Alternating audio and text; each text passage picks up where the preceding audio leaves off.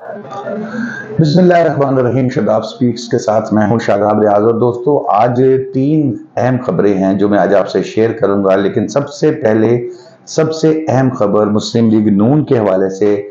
मुस्लिम league नून ने आने वाले इलेक्शन की तैयारी शुरू कर दी है और तैयारी में ज्यादा फोकस इस चीज पर किया गया है कि इलेक्शन को मैनेज कैसे करना है, इसको किस तरीके से अपने हक में लेके आना है। तो वो तरीकाकार भी मैं आपको बताऊंगा जिस पर काम किया जा रहा है। इसके अलावा फिर चीफ जस्टिस ऑफ पाकिस्तान ने कल जो है वो एक तकरीब से खिताब करते हुए अपनी ही कारकर्दगी से मायूसी का इजहार कर दिया है। कौम तो पहले ही मायूस थी उनकी कारकर्दगी से, लेकिन उन्होंने खुद भी अब मायूसी का इजहार किया। इसके अलावा तीसरी खबर इमरान खान साहब के हवाले से, जो जेल में मौजूद हैं, और जेल से बड़ी खबर जो है वो सामने आ रही है और वो भी मैं आज आपसे शेयर करूंगा। तो सबसे पहले बात करते हैं जी मुस्लिम लीग नून के हवाले से, जिसने इलेक्शन की तैयारी शुरू कर दी है।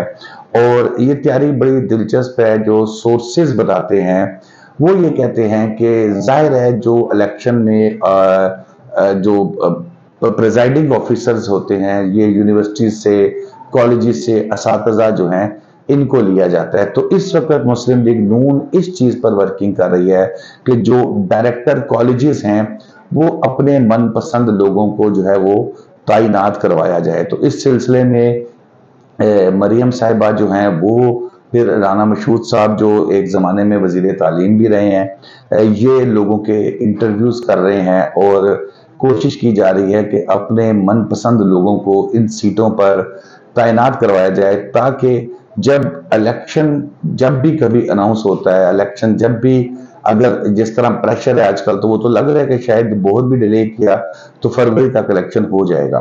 तो इस सूरत में उनकी तैयारी ना रही। अब एक तरफ तो सड़कों पे जलसे जुलूस की तैयारी होती है, और हमेशा मैं एक बात करता हूं कि मुस्लिम लीग नून को इलेक्शन लड़ना आता है। तहरीक इंसाफ का वोटर जरूर ज्यादा है, लेकिन हो सकता है ज्यादा, लेकिन उसको इलेक्शन लड़ना नहीं आता। मुस्लिम लीग नून को इलेक्शन लड़ना आता है।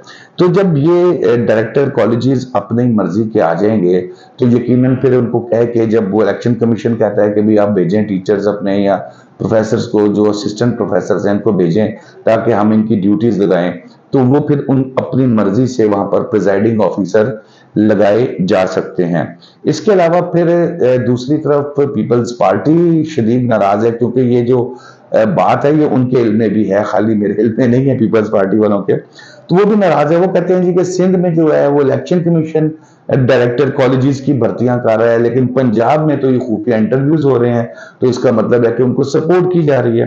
और फिर पीपल्स पार्टी इस बुनियाद पर शदीद नाराज नजर आ रही है इस वक्त अपनी साबका इत्तेहादी जमात के साथ, और इस पे नाला है कि भी क्यों उनको ये स्पेस दी जा रही है।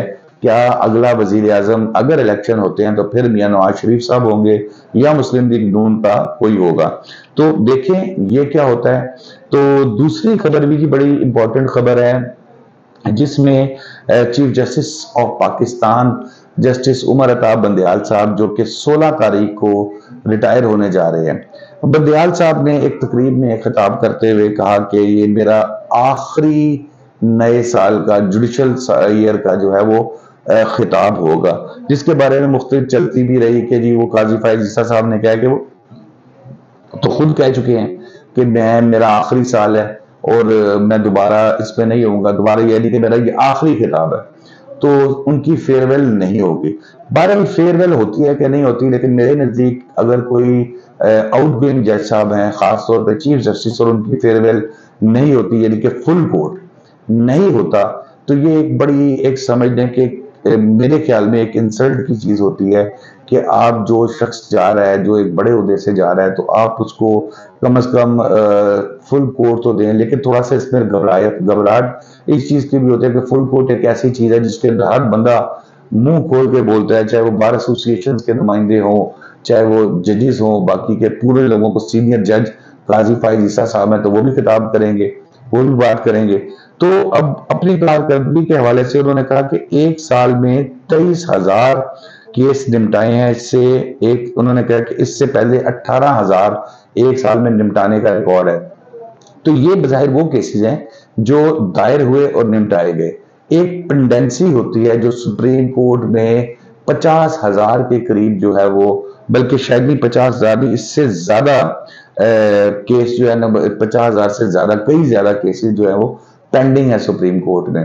تو وہ اسی طرح رہے، یہ نئی درخواستیں آئیں، چیف جسٹس صاحب نے اپنا زیادہ وقت جو ہے وہ خود کو الجھا کے رکھا سو موٹو میں، پھر سیاسی معاملات کے اندر بینچ بنا لیے اور پھر وہ سیاسی کیسز سنتے رہے پورا پورا دن۔ عمران خان صاحب کے کیسز سنے گئے، پی ٹی آئی کے کیسز سنے گئے، نون لیگ کے کیسز سنے گئے، بہت سے کیسز سنے گئے۔ ہم اس وقت بھی چیختے تھے کہ جو عام آدمی ہے، جو بڑی مشکل سے سپریم کورٹ کے وکیل کی فیس ادا کرتا ہے، جو سپریم کورٹ میں ایک کیس لگوانا، آپ کو اندازہ نہیں ہے دوستوں کہ کتنا مشکل اور کتنا مہنگا کام ہے سپریم کورٹ میں ایک کیس لگوانا۔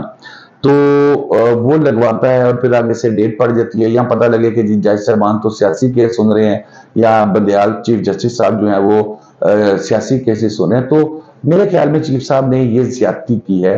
ان کو سیاسی بھی جو آئینی کیسز، جن کو وہ آئینی کیس کہتے ہیں، میں سیاسی کیس کہہ رہا ہوں، اس پہ بھی فوکس کرتے، ساتھ ساتھ چلاتے رہتے، کسی اور بینچ کو دے دیتے۔ اب وہ یہ کہتے ہیں کہ ان کیسوں میں جو ہے کوشش کی تھی کہ زیر التوا کیسوں کے نپٹائے، پھر انہوں نے کہا کہ کافی زیادہ جو ہے نا مسائل بھی پیدا ہوئے۔ تو آپ نے تو یہ خود مسائل اپنے خود سمجھے کہ اپنے کندھوں پہ بٹھائے ہیں۔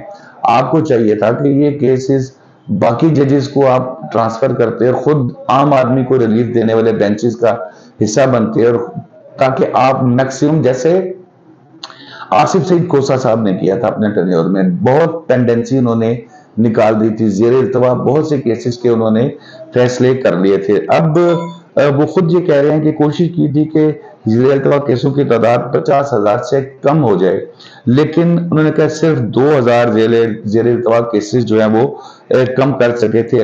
عدالت کو آئینی معاملات میں الجھا کر جو ہے وہ امتحان میں ڈالا گیا۔ تو سر، امتحان میں تو آپ خود ڈلے ہیں، آپ کے پاس تو پورا اختیار تھا کہ آپ یہ امتحان میں باقی 15-16 جج صاحبان میں سے کسی کو ڈالتے، اور خود آپ قاضی فائز عیسیٰ صاحب کو ڈال دیتے امتحان میں، اور خود عام آدمی کو ریلیف دینے کے لیے دن رات ایک کر دیتے، جیسے کوسہ صاحب نے اپنے ٹینیور میں کیا تھا۔